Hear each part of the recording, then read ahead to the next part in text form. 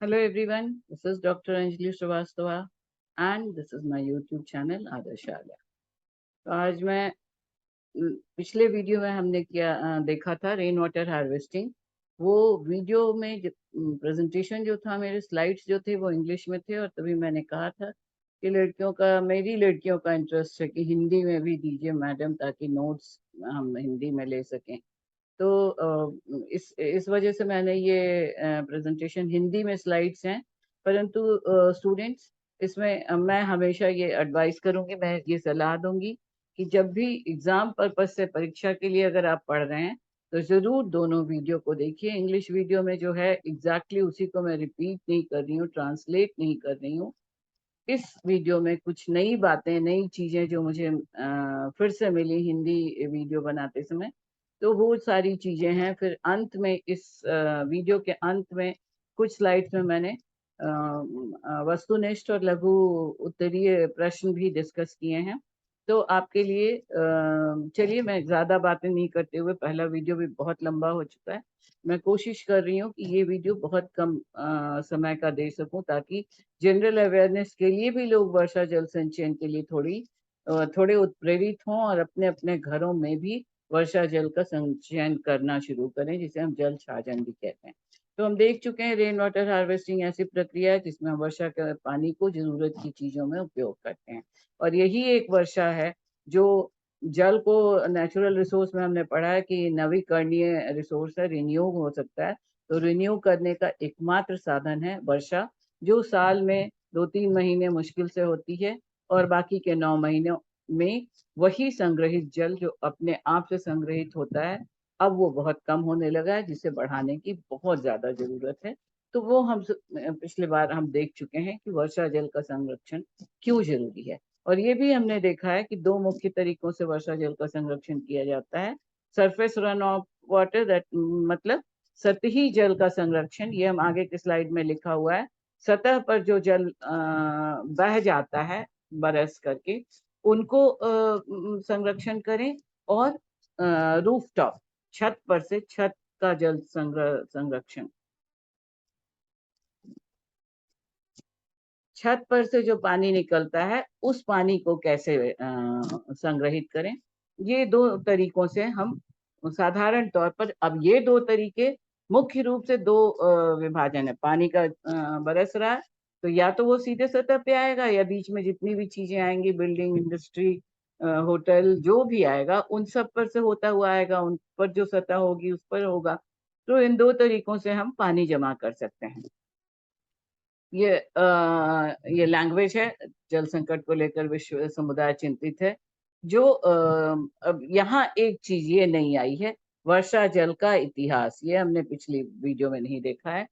वर्षा जल का इतिहास बहुत पुराना है, ऐसा नहीं है कि हम आज से सोचना शुरू किए हैं। अब जरूर, चूंकि अब पानी की कमी बहुत ज्यादा होने लगी है, तो निश्चित तौर पर अब कई एक उपाय हर सरकार, हर पूरी दुनिया अब चिंतित हो रही है कि ग्राउंड वाटर, जमीन के नीचे का जल खत्म हो रहा है या प्रदूषित हो रहा है। जो न संख्या, उसका संख्या तो नहीं, मात्रा कम होती जा रही है। और चूंकि मात्रा कम हो रही है और माइनिंग वगैरह से सारा प्रदूषित चीजें जो उनमें मिली होती हैं, तो कंसंट्रेशन जैसे जितना ज्यादा होगा, प्रदूषण भी ज्यादा होगा। तो ग्राउंड वाटर को, भूजल संग्रहण को अगर हम बढ़ाएं तो पानी जरूरत के लिए भी जमा करेंगे, और जो पानी है उसका प्रदूषण भी कम करेंगे। तो इसका इतिहास विश्व विरासत में सम्मिलित जार्डन के पेट्रा में की गई पुरातात्विक खुदाई में ईसा पूर्व 7वीं सदी में बनाए गए ऐसे हौज निकले, हौज मतलब टैंक्स निकले, जिनका इस्तेमाल वर्षा जल को एकत्रित करने में किया जाता था। इसी प्रकार श्रीलंका स्थित सिजीरिया में बारिश के पानी को एकत्रित करने के लिए रॉक कैचमेंट सिस्टम बना हुआ था। ये भी ईसा पूर्व 425 ईसा पूर्व में बना गया था, बिफोर क्राइस्ट, जिसको हम बीसी कहते हैं। इसको भी विश्व विरासत में शामिल किया गया है। शामिल किया गया, सॉरी। राजस्थान प्रदेश के थार क्षेत्र में 4500 वर्ष पूर्व बारिश के पानी को एकत्रित करने के प्रमाण हड़प्पा में की गई खुदाई के दौरान पाए गए हैं। तो वर्षा जल का ऐसा नहीं है कि हम आज इसको अपना रहे हैं, ये इसका इतिहास बहुत पुराना है। वर्षा जल के इतिहास को ये तरीके हैं, ये दोनों ही डायग्राम हम पिछले वीडियो में एक्सप्लेन कर चुके हैं। सरफेस रन ऑफ वाटर, ये सरफेस से पानी जो बहता है वो सब जगह से होता हुआ ग्राउंड वाटर को यहाँ रिचार्ज कर रहा है, सैंड वाटर से सरफेस से बहता हुआ। और ये यहाँ से अगर हम इस तरह के बड़े बड़े टैंक, तालाब वगैरह अपने कंसर्न एरियाज में बना दें तो यहाँ पानी जमा कर सकते हैं। और ये सरफेस रन ऑफ से आ रहा है, ये रूफ टॉप से आ रहा है। ये एक बिल्कुल ही सारांश हम कह सकते हैं कि वर्षा का जल यहाँ बादलों से नल के लिए, वर्षा का पानी पकड़ो और पानी की समस्याओं को हल करो। तो इतने सारे तरीकों से आप वर्षा का पानी को पकड़िए और वर्षा के जल को फिर से इरिगेशन में लाइए, टैंक्स में भेजिए, टैंक से भेज करके जो बहुत सारे प्रयोग कीजिए। अब ये है तत्काल प्रयोग में ना आने वाले जल का मौजूदा सतही जलाशयों में परिवर्तन और उसके लाभ। तो ये मतलब हो गया कि वही वर्षा जल को संचित करके आप स्क्रीनशॉट लीजिए या पॉज कीजिए और इससे आप अपना नोट बना सकती हैं। नहीं तो ये सारा पॉइंट हम लोग डिस्कस कर चुके हैं। तो शहरी क्षेत्रों में विशेषकर जल संरक्षण की अत्यंत लोकप्रिय विधि बन जाती है, जिसमें कि टैंक्स बना करके पानी को उन टैंक्स में जमा कर दीजिए और आप उनको अपने जरूरत पर यूज कीजिए और नीचे की तरफ सीमेंटिंग मत कीजिए ताकि पानी का परकोलेट रिसाव होने की गुंजाइश बनी रहे। हाँ, उसको इस तरह से जरूर उसकी कवरिंग कीजिए, उसको जरूर उसका ऐसे उपाय जरूर कीजिए कि प्रदूषण को कम से कम करके ग्राउंड वाटर को रिचार्ज किया जा सके। तो अब इसके बाद स्टूडेंट्स, हम लोग ये सारे तरीके हम लोग काफी देख चुके हैं। दो हमने इंग्लिश वाले वीडियो में बहुत डिटेल्स में दिया हुआ है कि किन किन तरीकों से हम पानी का जल का संरक्षण कर सकते हैं। मैं तेजी से इसको रीड कर रही हूँ ताकि कहीं आपको समस्या हो तो आप समझ सकें और कोई पॉइंट मुझे लगे कि एक्सप्लेन करना चाहिए तो मैं कर दूंगी। ये तो इतिहास हो गया, 5000 पूर्व सिंधु नदी के किनारे पनपती सिंधु घाटी सभ्यता एवं अन्य भागों जैसे भारत के पश्चिमी एवं उत्तरी भागों में पानी की आपूर्ति अत्यंत सुलभ अवस्था एवं वाहित मल प्रणाली। ये जो पहले जो टॉयलेट्स थे उसमें पानी मतलब जिसको जैसे लोग जाते थे मल प्रवाहित करने के लिए, तो तब तो ये इस तरह के टैंकिंग सिस्टम और ये सब नहीं था। तो जो पानी बर्तनों में लेकर जाने की, जिसको हम कहते हैं लोटा लेकर के जाना, उसके राजस्थान में जैसे इलाकों में ये भी देखा गया कि बड़े बड़े पाइप्स बिछा करके उन गड्ढों जहाँ पर इस तरह इस पर्पस में लाए जाते थे मल विकास के लिए, उत्सर्जन के लिए, वहां पर पाइप से इस तरह की मल प्रणाली दुनिया को दी गई। मोहनजोदा उन जगहों पे पानी को पानी इमीडिएट उनको इंस्टेंट मिल सके, इसके लिए बहुत सारे इस तरह के पाइप्स यहाँ पे मुझे फिगर नहीं मिला है बट बहुत सारे वीडियोज में मिला है। बहुत ज्यादा लंबा होता जा रहा था, खोजने से मिल भी जाएगा, आप मांगिएगा, आप कमेंट बॉक्स में लिखिएगा तो वो भी डायग्राम्स में दे दूंगी, फिगर फोटोग्राफ्स, जिसमें छोटे छोटे गड्ढों में एक बड़ा गड्ढा बना करके उसमें पानी संग्रहित करके पाइप्स के द्वारा उन गड्ढों तक पानी प्रवाहित पहुंचाया जा रहा है। ये राजस्थान के इलाकों में बहुत पुरानी सभ्यता में था। मोहनजोदाड़ो हड़प्पा के समय से पानी को जिस नालियों को ढका गया था उससे स्पष्ट होता है कि पुरानी संस्कृति के लोग साफ सफाई और स्वच्छता के कितने बड़े फॉलोअर थे। अब ये आपका इतिहास में किस किस तरह से पानी का संचयन किया जाता था। गुजरात के डांग क्षेत्र में खादीर बेट नामक एक उथले पठार पर स्थित धोलावरीस नामक सुनियोजित नगर है। ये सब उदाहरण अब आप अपने नोट्स के लिए ले सकती हैं, अपने उत्तर तैयार कर सकती हैं। रायगढ़ के कई जिलों में पानी आपूर्ति करने के जलाशय थे। ये तरीके प्राचीन समय में किस तरह से संरक्षण किया जाता था। प्रत्येक घर की छत पर जल संग्रहण की व्यवस्था होती थी। ये सारी चीजें जो हमारी संस्कृति में थी, पानी को बचाओ, पानी की पूजा करो, पेड़ों की पूजा करो, उन सब का वैज्ञानिक वजहें थी जिनको अब हम पुनः लौटें और इन तरीकों से प्रकृति को हम बचा सकते हैं। छतों से वर्षा जल को भूमिगत टैंकों में भेजा जाता था। इसके बहुत अच्छे फोटोग्राफ्स मैंने अपने पिछले वीडियो में दिए हैं। ये व्यवस्था अभी भी किलों, महलों और घरों में देखी जा सकती है। सेंकी हुई मिट्टी की पाइपें और नहरों का प्रयोग पानी के प्रवाह को, पिछले तब तो पीवीसी पाइप्स बनते नहीं थे, तो मिट्टी के पाइप्स बना करके उनको, जैसे ईंट की भट्टी में ईंटा को कड़ा करते हैं, वैसे ही मिट्टी के से पाइप बना के उनको सेक करके कड़ा करके उनसे पानी के प्रवाह को नियमित रखने और दूर के स्थानों तक पहुंचाते थे। सरफेस रन ऑफ वाटर को पाइप्स की सहायता से दूर दूर तक पहुंचाते थे। अभी भी ऐसी पाइपें देखी जा सकती हैं इन जगहों पर।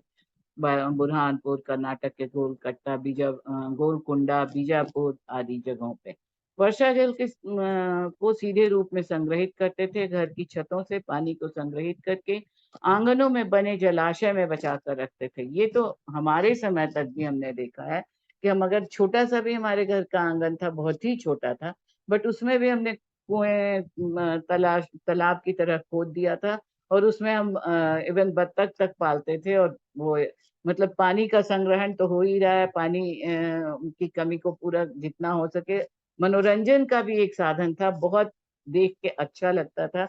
उस छोटे से आंगन में, छोटी से तालाब के किनारे पेड़ पौधे अपने आप आने लगते थे, फूल पत्तियां हो जाती थी। तो ये तो हम लोगों ने भी किया हुआ है। बाढ़ की स्थिति में ये एक बहुत इंपॉर्टेंट चीज है जो सरकारें जरूर ध्यान देना चाहिए। अभी हम मानसून चल रहा है, हर तरफ बाढ़ की स्थिति है, क्योंकि इतने कंक्रीट के जाल बिछ गए हैं कि पानी को नीचे जाने की जगहें ही खत्म हो गई। ठीक है, विकास होना चाहिए, पर अगर हम इस बहते पानी को बड़े बड़े डैम वगैरह बनाकर रोक लें, और उनसे उन उस संग्रहित पानी को से पूरे साल की पानी की कमी पूरी होगी, खेती, सिंचाई, घर, भूजल स्तर सब हम बचा सकते हैं। अब ये कुछ तरीके हैं जिनसे वर्षा जल को बचा करके हम कहाँ कहाँ पर ज्यादा उपयोग में ला सकते हैं। कम भूजल वाले स्थल, हमारे देश में ऐसी भी जगह है जहाँ बहुत बारिश होती है। हमारे देश में ही ऐसी भी जगह है जहाँ बारिश बहुत कम होती है।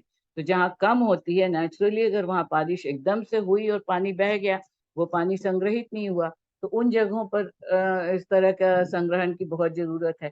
दूषित भूजल वाले स्थल, ये हमने पहले भी देखा है कि किस तरह से बरसात का पानी अपने साथ बहुत सारा प्रदूषण भी लेकर के आता है, और अगर वो जब बहता है तो सॉइल इरोशन भी करता है। प्रदूषित पानी को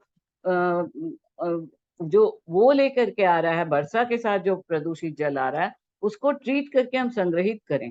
पर उसके अलावा जो भूजल है, जो जमीन में जो संग्रहित भूजल है, खजाना जो प्रकृति का, वो भी अब बहुत प्रदूषित होता जा रहा है, क्योंकि पानी कम होता जा रहा है, पानी खींच रहे हैं बहुत ज्यादा। तो नेचुरली जो, और माइनिंग वगैरह के एक्टिविटीज से उस संग्रहित पानी में बहुत सारे प्रदूषण के, बहुत सारे सॉल्ट्स, मिनरल, लवण, ये सब अवांछित तत्व घुलते चले जा रहे हैं, और पानी कम होता जा रहा है। तो क्या होगा, जैसे मैंने पहले भी उदाहरण दिया है कि अगर एक ग्लास में आप जल लीजिए और 1 चम्मच नमक डाल दीजिए तो पानी खारा हो जाएगा। एक तालाब में 1 चम्मच नमक डाल दीजिए, कुछ नहीं पता चलेगा। तो पानी को की क्वालिटी सुधारने का बहुत अच्छा तरीका है कि पानी का जिसको लिक्विडिफिकेशन, डाइल्यूशन किया जाए, पानी को पतला किया जाए, अमाउंट बढ़ेगा तो प्रदूषण कम होगा। पर्वतीय विषम जल वाले स्थिति, जहाँ पर जैसे लेह है, लद्दाख है, जिन एरियाज में वो पानी है जो बर्फ के रूप में लॉक्ड वाटर मिलता है, जहाँ बारिश का पानी नहीं होता है, बर्फ पिघल के पानी बहता है। तो फिर वो जब वार्मिंग होती है तो टेम्परेचर बढ़ता है, तो बह करके निकल जाता है एक साथ, और जब जरूरत होती है उन इलाकों में तो वो मुश्किल होती है। तो ये सब कुछ तरीके हैं, ये इसके बारे में डिटेल्स हम देख चुके हैं पिछले वीडियो में। उसको आप देखिए किस तरह से कई एक तरीकों, ये खादिन है, टंकी बना करके, स्मॉल जोहड़ बना करके, ये जोहड़ है, ये जोहड़ है, ये सारे तरीकों से। अब ये वर्षा जल का तकनीक मैंने पिछले वीडियो में सब कुछ हिंदी में बताया है, कैसे हम, क्या कंपोनेंट्स हैं। कुछ वीडियोस आप वहां से लीजिए, क्योंकि हिंदी में बोला हुआ है तो आप इंग्लिश में लिखे हुए को आप बदल सकती हैं हिंदी में।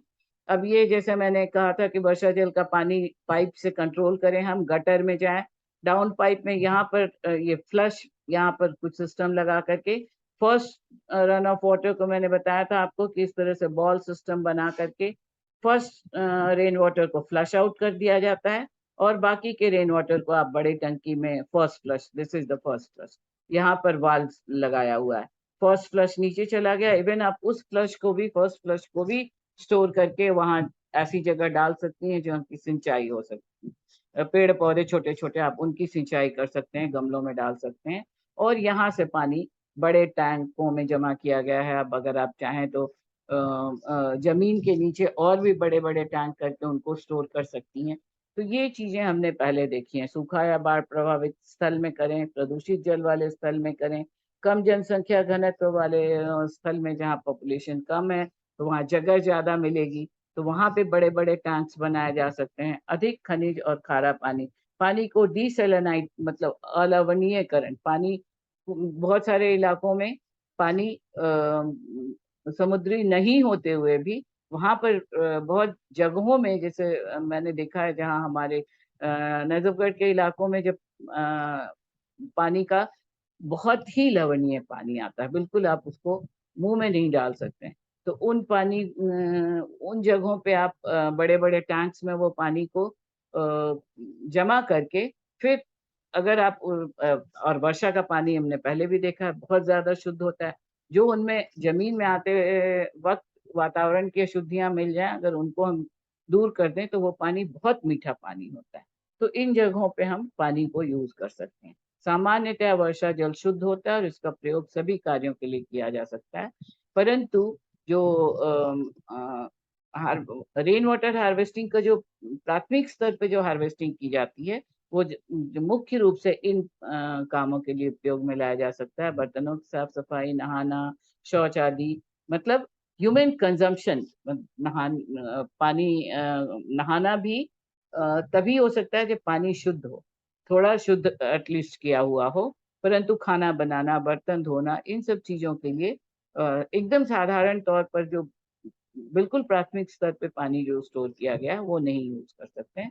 पर बाकी के मवेशियों का पीना, नहाना, औद्योगिक कार्य, ये सब चीजों में वर्षा का जल बड़े आराम से उपयोग में किया जा सकता है।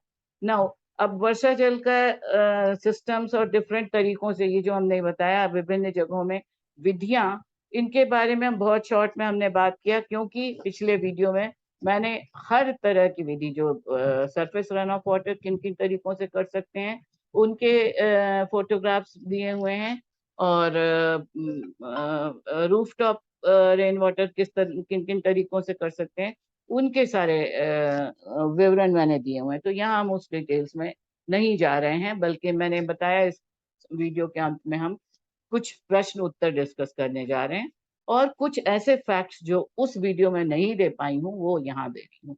तो फिर से मैं एडवाइस करूंगी दोनों वीडियो देखिए। Objectives of rain water harvesting, अप्रवाह हानि को कम कर सकते हैं।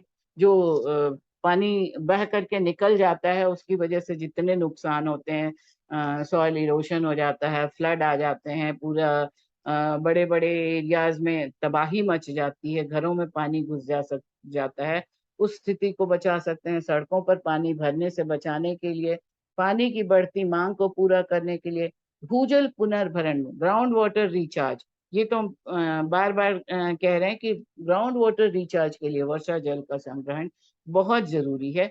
और शायद मैंने पिछले वीडियो में भी मेंशन किया है, एक डूंगरपुर का एक वीडियो मैंने देखा, वो अपने घर के बगल में उन्होंने छोटे छोटे कई गड्ढे बनाए हुए हैं। बड़े गड्ढों से तो वो अपने घर का पानी खुद साल भर का पानी जमा करते हैं, और आसपास के लोगों को भी जरूरत के समय पर पानी देते हैं।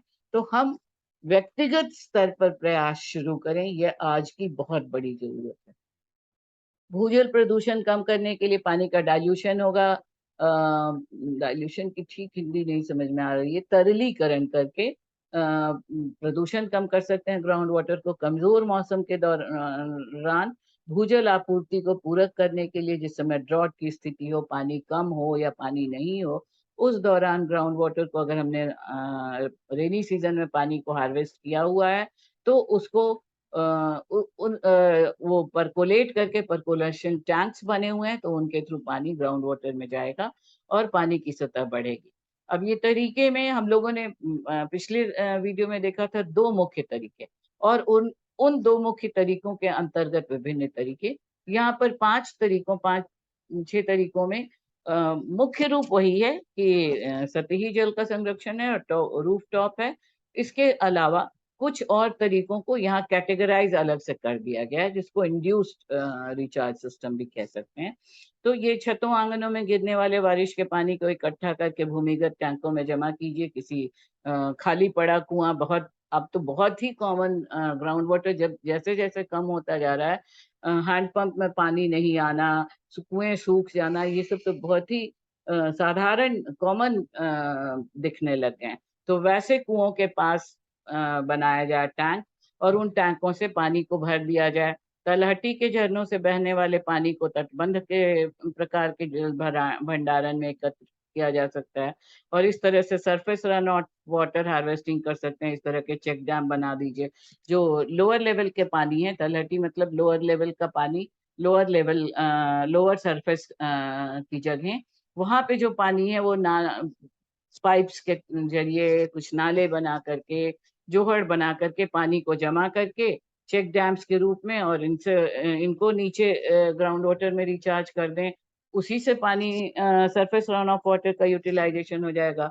कृत्रिम भू पुनर्भरण कुओं और नल कूपों में हैंड पंप्स और रिचार्ज वेल्स जो बनाए हुए हैं, मैन मेड कुएं, उनमें पानी के स्तर को बढ़ाने के लिए पृथ्वी के बांधों, तालाबों, जोहड़ में वर्षा जल एकत्रित करके वर्षा जल संचयन की स्वदेशी तकनीक है।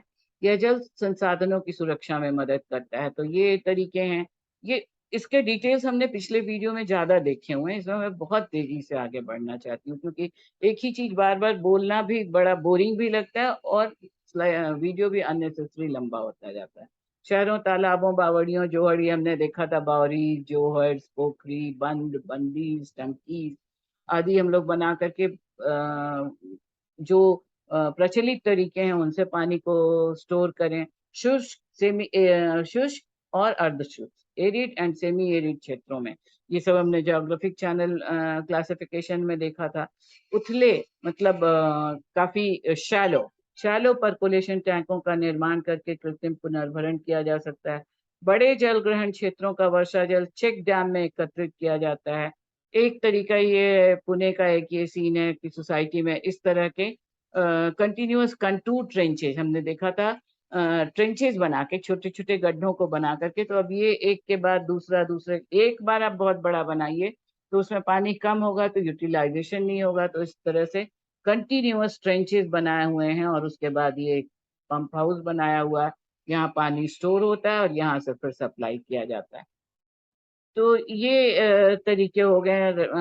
बड़े जल ग्रहण क्षेत्रों का वर्षा जल चेक डैम में एकत्रित किया जाता है। इस तकनीक का राजस्थान में मैग्सेसे पुरस्कार विजेता राजेंद्र सिंह, वाटरमैन राजेंद्र सिंह का नाम आपने सुना हो, जो उन्होंने अभियान के तौर पर ये अपनाया हुआ है। हर हर कोशिश वो कर रहे हैं कि ज्यादा से ज्यादा पानी को बचाया जा सके, और महाराष्ट्र के इलाकों में काफी उनको सफलता मिली है। इसके आगे हम देखेंगे अन्ना हजारे का रालेगांव, जो कभी सूखा की वजह से वहां के लोग बाहर जाने लगे थे, वहां अब सरप्लस पानी होने लग गया है। तो पानी को अगर हम बचाएं तो पानी हमें जीवन देगा। हम जानते हैं जल जीवन है, पर वो जीवन हमें तब मिलेगा जब हम जल को जीवन दें। तो आइए हम सब मिलकर अभियान के तौर पर इन प्रयासों को सफल करें। जल संचयन के लाभ और हानि एक एक पॉइंट में नहीं पढ़ रही हूँ, ये सब हम लोग देख चुके हैं।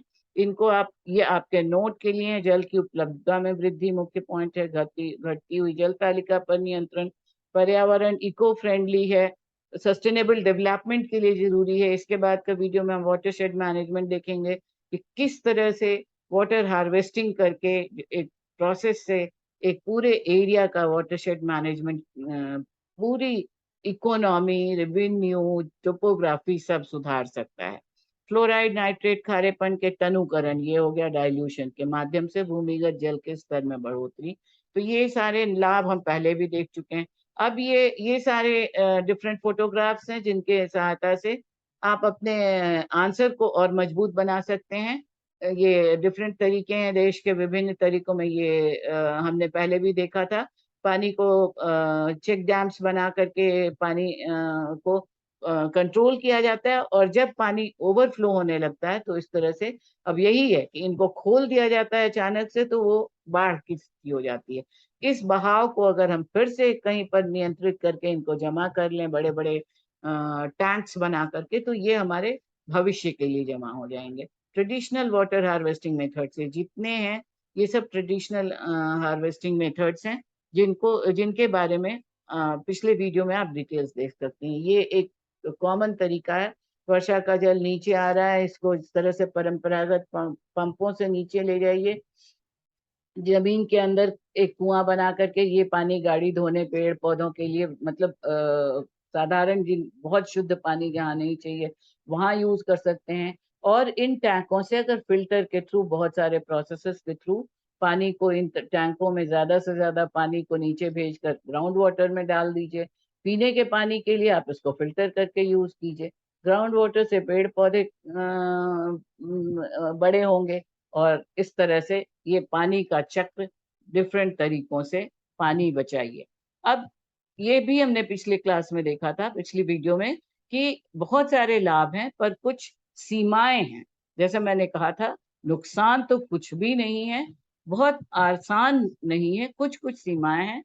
वर्षा पर प्रत्यक्ष निर्भरता अर्थात वर्षा जल संचयन के लिए होनी चाहिए। वर्षा अगर नहीं हुई तो बहुत मुश्किल हो गया, कहाँ क्या हार्वेस्ट कीजिएगा। अगर पानी नहीं हुआ तो जितना आपने टैंक्स वगैरह बनाया उसमें अगर थोड़ा थोड़ा पानी आ गया तो वो सड़ने लगा, तो वो नुकसान कर सकता है। तो पानी बहुत अच्छे से वर्षा अच्छी होगी तभी वाटर हार्वेस्टिंग होगी। तो आप ऐसे मतलब व्यवहारिक व्यवहारिक रूप की तरह की तरीके अपनाएं हम। अनुचित तरीके से डिजाइन गई प्रणाली के कारण मिट्टी का कटाव हो जाएगा, तो सॉइल इरोशन, मिट्टी का अपरदन शुरू हो जाएगा। कम से कम न्यूनतम उपचार जैसे तलछट जाल प्रतिक्रिया उपयोग के लिए आवश्यक है। ये एडवाइजेबल है। ये तो बहुत ही कॉमन चीज है कि जो सीधा पानी आप जमा कीजिएगा वो मिट्टी लेता हुआ आएगा, गंदगी लेता हुआ आएगा, वातावरण का भी, स्ट्रेटोस्फेयर का भी, और जमीन का भी, लिथोस्फेयर का भी। तो वो पानी बिल्कुल ही यूज के लायक नहीं होगा, बल्कि वो नुकसानदेह होगा। तो कम से कम एक तलछट जाल प्रक्रिया, मतलब जब पानी को बहाइए तो बहते पानी को रोकिए, तो जहां जमा कर रहे हैं उसी के ऊपर एक मजबूत जाली लगा दीजिए। मैंने आपको बताया था डूंगरपुर वाले जो वीडियो में मैंने देखा था कि उन्होंने इतनी मजबूत जाली लगाई और मुश्किल से उनको 4,000 का खर्च आया था उस पूरे कंस्ट्रक्शन को बनाने में। और उसके ऊपर वो अपनी गाड़ी पार्क कर रहे हैं। तो इस तरह के तरीकों से हम और भी अपने संचयन को मजबूत बना सकते हैं। सिस्टम के लिए डिजाइन की अवधि काफी कम है, 2 से 5 साल। और एक जो इसमें नहीं मेंशन है, हमने पहले देखा था, रेगुलर मेंटेनेंस जरूरी है। तो ये कुछ सीमाएं हैं, नुकसान नहीं। अब ये है वर्षा जल संरक्षण के उपाय। इसके बारे में हम बहुत ही एकदम, बस मैं पढ़ती चली जा रही हूँ क्योंकि ये सारा हमने पिछले वीडियो में बहुत डिटेल में देखा है। कुछ फोटोग्राफ्स मैंने दिए हैं, कुछ फोटोग्राफ्स उस वीडियो में हैं। वो उन सारे को मिला करके आप अपना बहुत अच्छा आंसर प्रिपेयर कर सकती हैं और तैयारी कर सकती हैं। सीधे जमीन के अंदर डाल दीजिए, ग्राउंड वाटर रिचार्ज होगा। खाई बनाकर रिचार्जिंग कीजिए। रिचार्जिंग के लिए टैंक्स बना लीजिए, गड्ढे बना लीजिए जिनकी सीमेंटिंग मत कीजिए। नीचे की तरफ थोड़ा फिल्टरिंग के सिस्टम बना दीजिए, स्टोन्स डाल करके। उनकी सीमेंटिंग नहीं कीजिए तो वो सीधे पानी जमीन के अंदर गिरते जल स्तर को ऊपर करने के उपाय। ग्राउंड वाटर को रिचार्ज कैसे कैसे कर सकते हैं? कुओं में पानी उतारना, ट्यूबवेल में पानी उतारना, और टैंक में जमा करना। तो ये कुछ तरीके हैं जिनसे ग्राउंड वाटर को रिचार्ज करके हम बहुत सारी समस्याओं को सुलझा सकते हैं। ग्राउंड वाटर संग्रहण की आधुनिक विधियों में दो मुख्य तकनीकें हैं। भूमि की सतह पर भविष्य में प्रयोग करने के उद्देश्य से किया गया वर्षा जल का संग्रहण। ये सरफेस रन ऑफ वाटर, मतलब जो सतह पर पानी है, जरूरी नहीं है कि ये भूमि जल ही हो। जो भी भूमि पे जो जल के भूमि की सतह पर, मतलब लैंड सरफेस पर जो पानी आया है, उनको विभिन्न तरीकों से संग्रहित करें, और उस संग्रहित जल को अपने यूज में लाने के बाद, अगर जितना ज्यादा हो सके उसको भूमिगत जल में, भूमिगत उसको रिचार्ज करने की कोशिश करें। उसको ग्राउंड में भेजने के लिए विभिन्न उपाय अपनाएं। तो उसमें ये है सरफेस रन ऑफ वाटर, जहाँ से भी ऊपर से स्लोप्स वाले एरिया में पानी को इन तरीकों से हम जमा भी कर सकते हैं छोटे छोटे टैंक्स में, या खेती आदि में भी उपयोग कर सकते हैं, तालाब बना सकते हैं, झरनों की तरह उनको प्रवाहित करके फिर उस प्रवाहित जल को विभिन्न तरीकों से स्टोर कर सकते हैं। रूफटॉप रेन वाटर का हार्वेस्टिंग हम कई बार देख चुके हैं। तो ये सब तरीके, गड्ढे, पुनर्भरण गड्ढे, पिट्स को उथले जलभृत को पुनर्भरण के लिए बनाया जाता है। अब ये शब्द जो है, उथला हो गया, शैलो, जलभृत जल भरने के गड्ढे जिनको कि फिर से भरा जा सके। एक्वीफर, एक्वीफर हम पहले भी देखें जिसको जलभृत कहते हैं। ये वो सतह है, चाहे वो पृथ्वी की सतह या उसके नीचे रॉक्स की सतह, जहाँ पानी जमा किया जा सकता, जमा होता है, किया नहीं जा सकता है। प्राकृतिक तौर पर जहाँ पानी जमा होते हैं उनको हम एक्वीफर या जलभृत कहते हैं। अब इन एक्वीफर में पानी की कैपेसिटी काफी होती है प्राकृतिक स्तर पर, जिसको कि हम पानी को उचित दिशा, प्रवाह दिशा दे करके बढ़ा सकते हैं। ट्रेंचेज बनाए जा सकते हैं। इसके बाद वाले वीडियो में बहुत सारे ट्रेंचेज के फोटोग्राफ्स मिल गए थे, वो दे दिए हैं मैंने। छोटी छोटी खाइयां बना करके, अब ये कई तरीकों से आप इस तरह से खुदे हुए कुएं, जो बने हुए कुएं हैं वो सूख रहे हैं तो उनको जीवित किया जाए। पानी कम है तो उसमें ग्राउंड वाटर रिचार्ज करके पानी बढ़ाया जाए। हैंड पंप्स जितने हैं, हाथ से संचालित हैंड पंप्स वगैरह को, ये वर्षा का पानी को ही संग्रहित करके, जहां आपका हैंड पंप जो खराब पड़ा हुआ है उसके आसपास के एरिया में, ये एक देखिए, ये एक और तरीका है, छोटे छोटे टैंक्स बना के।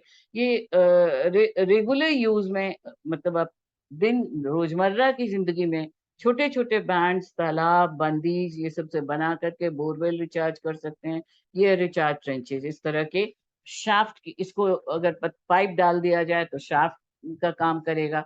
रिट्रेंच, बड़ थोड़ी खाइयां, गहरी खाइयां बना करके इनमें ये फिल्टर के लिए स्टेबल्स, बड़े स्टेबल, छोटे स्टेबल सैंड डाल करके यहाँ से पानी पास कराया जाए। रिपर्पस बोरवेल्स में स्टोन्स वगैरह डाल करके बोरवेल को से के थ्रू पानी नीचे डाला जा रहा है। ओवरफ्लो, जहाँ पे अब ये टैंक्स बने हुए हैं, इनसे ओवरफ्लो हो रहा है तो उनके लिए फिर छोटे छोटे गड्ढे बना दिए गए हैं। तो इन सब तरीकों से, कई एक तरीकों से पानी को हम जमा कर सकते हैं। ये जो तरीके हैं इनका डिटेल्स आप इसके पिछले वीडियो में ज्यादा मैंने दिया हुआ है। इंडिया के विभिन्न इलाकों में कितने तरह के काफी सारे जितने इलाके हैं, जो 10 बायोजियोग्राफिकल एरियाज हैं, उन 10 के 10 में कहाँ कहाँ किन किन विधियों से पानी का संग्रहण किया जाता है, वो आप उस वीडियो में डिटेल में देखिए। जैसे खादिम है, कुंस है, पार सिस्टम है, अपार सिस्टम है, तालाब बंदीज हैं, आहार पाइंस बना करके, ये सारा, इसके डिटेल्स के लिए आप पिछला वीडियो देखिए। कुछ और अन्य आसान उपाय हैं। ये डे टू डे लाइफ में आप बरसाती पानी को खड्डे के जरिए जमीन में उतार दीजिए। ये फिर से रिपीटिशंस होते चले जा रहे हैं, आप इसको अपने नोट्स के लिए यूज कीजिए गर्ल्स। अब ये कुछ पॉइंट्स ऐसे हैं, भारत में वर्षा जल के संरक्षण की स्थिति, इसको आप स्क्रीनशॉट लीजिए। ये पढ़ने की कोई जरूरत नहीं है। कितना हमारे यहाँ पानी है, कितना हम उसको संभाल रहे हैं, दुनिया के देशों में कितनी क्षमता है, ये पॉइंट्स, ये जो डाटाज हैं, इनको आप रट कर ले सकती हैं अपने ऑब्जेक्टिव क्वेश्चंस के लिए। तो ये आप हिंदी वालों स्टूडेंट्स के लिए भी, इंग्लिश वाले स्टूडेंट्स के लिए, ये डाटाज आपके लिए जरूर इम्पोर्टेंट हैं, जिनको आप रखिए। सरकार ने क्या क्या पहल किए हैं, इस इस वीडियो को भी, इस स्लाइड को भी आप पढ़िए, और इससे आपको बहुत सारे ऑब्जेक्टिव क्वेश्चंस के आंसर्स मिल सकते हैं। तो ये परीक्षा के दृष्टिकोण से बहुत ज्यादा महत्वपूर्ण स्लाइड है। तो ये कुछ और इम्पोर्टेंट फैक्ट्स हैं वाटर हार्वेस्टिंग से। संयुक्त राष्ट्र के आकलन के मुताबिक पृथ्वी पर कुल मात्रा, ये ऑब्जेक्टिव क्वेश्चन में आ सकता है, पृथ्वी पर उपलब्ध संपूर्ण जल का केवल 2.7% स्वच्छ जल है। ये ऑब्जेक्टिव क्वेश्चन के लिए इम्पोर्टेंट है। कितना प्रतिशत भूजल के रूप में स्थित है, ये इम्पोर्टेंट है। आज भी 2.17 लाख ग्रामीण घरों में शुद्ध जल नहीं पहुंचता। 1560 मील लंबी गंगा नदी के देश से 40 करोड़ लोगों का भाग्य जुड़ा है। तो ये सारी चीजें आपको ऑब्जेक्टिव क्वेश्चंस में आ सकती हैं। किस किस तरीके से ये कुछ इंपॉर्टेंट पॉइंट है, पानी के इस्तेमाल को कैसे हम करें, ये हमने जल संरक्षण में देख चुका है ब्रश करते समय, ये सारी चीजें बार बार रिपीट नहीं करते हैं। कुछ एक और सरप्राइजिंग ट्रुथ ये है कि अंतरराष्ट्रीय जल संसाधन संस्थान ने छत से प्राप्त होने वाले वर्षा जल को अन्य स्रोतों से प्राप्त होने वाले जल की तुलना में श्रेष्ठ बताया है। ये जरूर एक आश्चर्यजनक, क्योंकि अभी जैसे हम कह रहे हैं कि वर्षा का जल जो आता है वो काफी अशुद्धि लेते हुए आता है, पर फिर भी वो जमीन पे ऑलरेडी प्रेजेंट जल से बहुत ज्यादा शुद्ध है। अगर हम उसकी हल्की फुल्की भी ये कर सकें शुद्धिकरण, तो काफी सारे प्रयोगों में लाया जा सकता है। तो ये हो गया वर्णन वर्षा जल संरक्षण। इसमें बहुत सारे फैक्ट्स हैं, मैं फिर से कहूंगी कि दोनों वीडियोस मिला करके आप अब परीक्षा की तैयारी कीजिए। अब हम आ रहे हैं प्रश्न उत्तर पर। अपशिष्ट जल किसे कहते हैं, वेस्ट वाटर किसको कहते हैं, इस अपशिष्ट जल की पहचान क्या है। ये झाग से भरपूर और काले रंग का होता है, इसको ब्लैक वाटर भी कहते हैं। विश्व में कितने लोगों को सुरक्षा जल पेयजल उपलब्ध नहीं हो रहा है, 1 अरब से अधिक लोगों को। ये सब आपके एमसीक्यूज में डिफरेंट ऑप्शंस के साथ दिए जा सकते हैं। विश्व जल दिवस 22 मार्च को बनाया जाता है। संयुक्त राष्ट्र ने किस दशक को जीवन के लिए जल का नारा दिया, 2005 से 2015। वाहित मल किसे कहते हैं, जिसको हम कहते हैं, जो मल उत्सर्जन जो है वो जब पानी में घुल जाता है तो वो वाहित मल होता है। वो घरों, उद्योगों, अस्पतालों आदि में प्रयोग के बाद प्रवाहित किए जाने वाले अपशिष्ट जल को वाहित मल कहते हैं। ये ब्लैक वाटर भी होता है। मिली हानिकारक अशुद्धियों को संदूषक कहा जाता है। अब ये संदूषक, इसकी इंग्लिश तो मुझे भी नहीं पता है, देखना होगा। वाहित मल में कौन कौन सी कार्बनिक अशुद्धियां होती हैं, तेल, मूत्र, पीड़कनाशी और शाकनाशी। पेस्टिसाइड्स होते हैं, बैक्टीरियोसाइड्स होते हैं, जो कीड़ों को खत्म करने के लिए बहुत सारी जो दवाइयां उपयोग में लाई जाती हैं। वाहित मल में कौन कौन सी कार्बनिक अशुद्धियां होती हैं, कौन कौन से रोगों के रोगाणु पाए जा सकते हैं, हैजा, टाइफाइड आदि के रोगाणु पाए जाते हैं। देन सीवर किसे कहते हैं, जो ये तो आप भी जानते हैं, सीवर टैंक्स होते हैं जिनमें कि जो मल उत्सर्जन होता है, एक्सक्रीटर, जो फीसेस ले जाने की व्यवस्था को सीवर कहते हैं। जल में वायु को प्रवाहित करना वातन कहलाता है। वातन एक बहुत इंपॉर्टेंट प्रक्रिया है, जिसको इंग्लिश में हम कहते हैं वातन। इस प्रक्रिया से पानी को शुद्ध किया जाता है, पानी को में ऑक्सीजन की मात्रा बढ़ाई जा सकती है। चलिए इसको बाद में हम देख लेते हैं। क्लोरीनीकरण किसे कहते हैं, क्लोरीन का उपयोग करके जीवाणु मुक्त करेंगे तो क्लोरीनीकरण हो जाएगा। बार स्क्रीन, अपशिष्ट जल उपचार संयंत्र में लगे स्क्रीन का मुख्य कार्य क्या है। बड़े आकार के संदूषकों को अलग करना, ये हो गया प्रदूषक, हो गए आपके संदूषक। चलिए ये कुछ कुछ चीजें मैं कोशिश करती हूँ। संदूषक एक मिला, दूसरा वातन हुआ। इन सबको का जो ज्यादा प्रचलित नाम क्या है, बार स्क्रीन हुआ। इन सबको मैं डिस्क्रिप्शन बॉक्स में डालने की कोशिश करती हूँ। जल को रोगाणु रहित करने के लिए किन रसायनों का उपयोग किया जाता है, क्लोरीन, ओजोन जैसे रसायन। वाहित मल संयंत्रों के चारों ओर कौन से वृक्ष लगाने चाहिए, यूकलिप्टस, जैसे मैंने पहले भी कहा था कि ये बहुत ज्यादा पानी खींचते हैं। और शुद्धिकरण पानी को बहुत बर्बाद करते हैं, इनके यूज ये बहुत ज्यादा जहाँ पाए जाते हैं वहाँ का सॉइल बहुत खराब हो जाता है। तो ऐसी जगहों पे इनको ज्यादा हम लगा सकते हैं जहाँ पर ऐसे मशीन्स लगे हुए हैं जो ब्लैक वाटर को या ग्रे वाटर को, जो गंदे पानी को हम ब्लैक वाटर और ग्रे वाटर भी कहते हैं। ये वाहित मल मेरे हिसाब से वही होना चाहिए। ऐसे जो संयंत्र लगाए जाते हैं जो इनकी शुद्धिकरण किए जाएं, वो उनके चारों तरफ यूकलिप्टस के वृक्ष लगाए जाने चाहिए। नालियों में तेल और वसा नहीं डालनी चाहिए, क्योंकि ये रिएक्शन करके कठोर बन जाते हैं और नालियों को बंद कर देते हैं, सॉलिड वेस्ट बन जाते हैं। किस पदार्थ से मिट्टी के जो परकोलेशन के लिए जो छेद होते हैं वो बंद हो जाते हैं, वो होते हैं वसा, फैट से।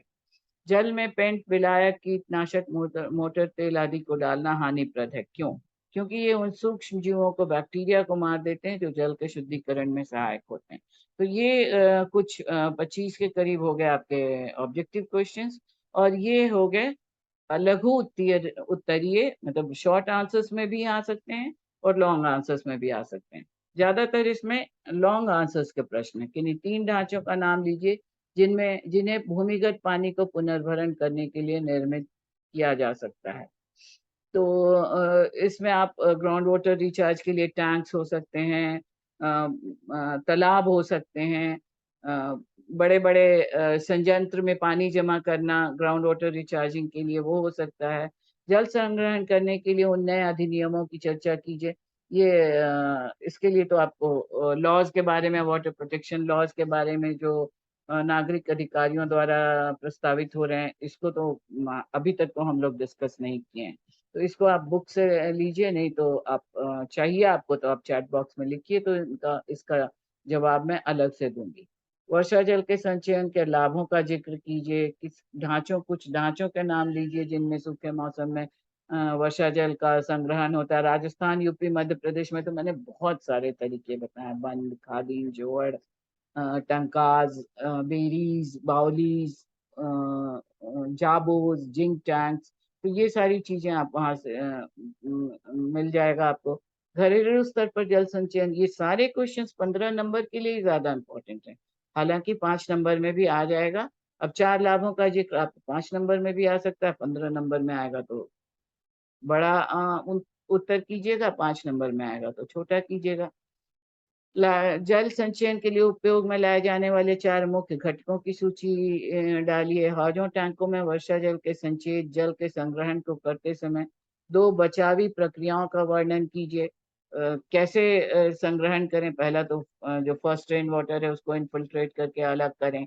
फिर फिल्ट्रेशन के लिए क्या क्या उपाय कर सकते हैं, उसको गंदगी से बचाने के लिए एक डायग्राम मैंने एक्सप्लेन करना छूट गया है। जो पानी का जो पाइप जा रहा है उसमें अगर जहाँ पर जॉइंट्स हैं या जहाँ से छेदों से वातन के लिए हवा पास करने की जगह है, उनके नीचे बना देते हैं छोटे छोटे सूप की तरह के स्ट्रक्चर्स, जिसमें कि पत्तियां वत्तियां जो गंदगी आ रही हैं वो बाहर रुक जाएंगी। घरेलू स्तर पर जल संचयन से कैसे लाभ पहुंचता है? आप कोई भी 3 अगर आएगा तो 5 नंबर का आएगा। फुल क्वेश्चन आ जाएगा कि कैसे पहुंचता है, तो बहुत तरीके हैं, तो फुल वो 15 नंबर का हो जाएगा। वर्षा के पानी के संचयन के पीछे क्यों करना पड़ना चाहिए, यहाँ होना चाहिए, क्यों करना चाहिए? वर्षा जल के पारंपरिक विधियों का वर्णन कीजिए। प्राचीन भारत में वर्षा के पानी के संचयन की कौन कौन सी विधियां, ये भी 5 नंबर के लिए भी आ सकता है, 15 नंबर के लिए भी आ सकता है। वर्षा जल का संचयन किस प्रकार के जल के अभाव की पूर्ति करने में सहायक होता है? वर्ष छतों के ऊपर की गई वर्षा के पानी का संचयन कीजिए। रूफटॉप का भूमिगत जल का कृत्रिम पुनर्भरण, ग्राउंड वाटर रिचार्ज कैसे होता है? भारत में वर्षा के पानी के संचयन की सफलता भरी कहानियां दीजिए। इसमें आप कुछ कहानियां एग्जाम्पल्स दे सकती हैं। वर्षा जल के संचयन के प्रमुख लाभों का वर्णन कीजिए। आय चरणों का वर्णन कीजिए। स्टेप्स में 8 कंपोनेंट्स हैं, उनको किस तरह से स्टेप्स में यूज करके वर्षा जल का संचयन किया जा सकता है, उसके बारे में बताना होगा। भारत में वर्षा के पानी के संचयन पर सरकार द्वारा की गई पहल का विवरण, ये इसके पहले के 2 स्लाइड्स में मैं डिटेल दे चुकी हूँ।